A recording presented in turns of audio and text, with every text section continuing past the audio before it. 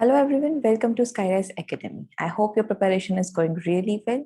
Today we are going to talk about parboiled rice issue controversy. So what is the context? The context is Center has decided to stop buying the excess of parboiled rice.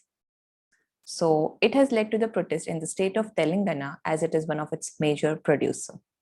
So first, let's connect it with our syllabus, why it is important to know about this issue.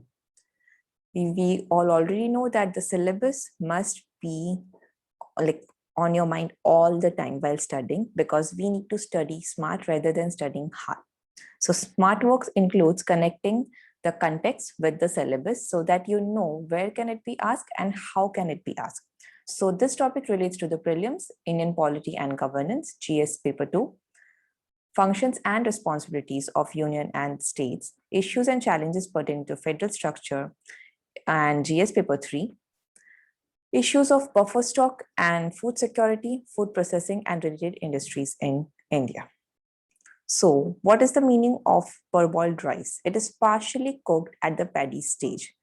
So it is cooked by various methods. Different institutes follow different methods, but mainly it involves soaking for a few hours. It can be soaked in either hot water, chromate water, or the normal water. Then it is steamed for roughly 20 minutes, and then it is dried. Now, drying can be in shade and it can be sun-dried. Mostly it is sun-dried, but few institutes dry it in shade. So this is the method of preparing the parboiled rice, and then it is sent for milling. Now, all the varieties of rice can be processed, but aromatic varieties are avoided because then it loses its aroma.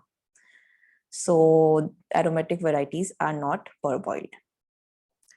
So what stock do we have of parboiled rice? It is 40.58 lakh metric tons. That is huge. And the leading states are Telangana, Tamil Nadu, and Kerala. We already know rice requires a huge amount of rainfall, and southern states are good with production and consumption. So do remember this rice producing states. And when you think of rice, think about the southern states because it receives a good amount of rainfall. It is grown in UP also, but then it is basmati rice more. And here we are talking about its production, the parboiled rice. And Telangana is one of the leading producers of parboiled rice. So what are the reasons which led the center to take its decision? So there has been low demand.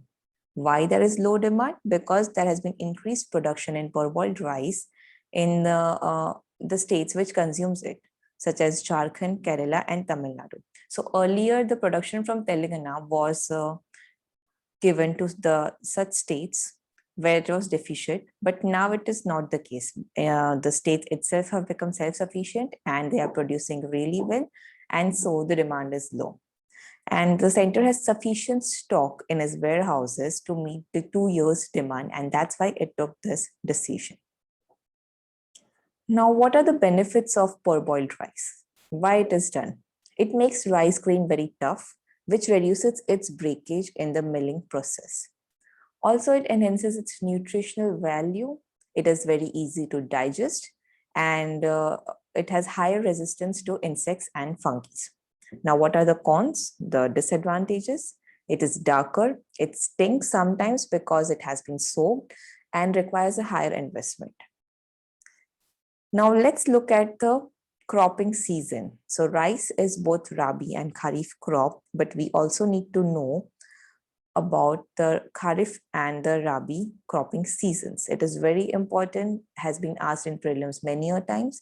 So please be clear on this and learn it by heart and keep on revising. That is the key. So Kharif is the monsoon season.